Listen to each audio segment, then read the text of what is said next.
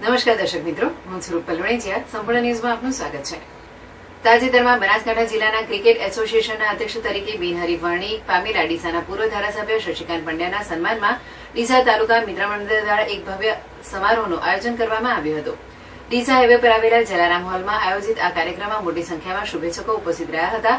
આ સન્માન સમારોહમાં રામપુરા મઠ જાગીરના પરમ પૂજ્ય મહંત શ્રી રૂપપુરીજી મહારાજ, રાજારામ ગૌશાળા ટેટોડાના મહંત શ્રી રામરતનજી મહારાજ અને રઘુનાથપુરી મઠ નાના કાપરાના શ્રી 1008 પીઠાધીશ્વર મહંત ખુરશીપુરીજી મહારાજ તેમજ બ્રહ્માકુમારીના બહેન પૂજ્ય પીનલ દીદી સહિતના સંતો મહંતો ખાસ ઉપસ્થિત રહ્યા હતા અને શશિકાંત પંડ્યાને આશીર્વાદ પાઠવ્યા હતા.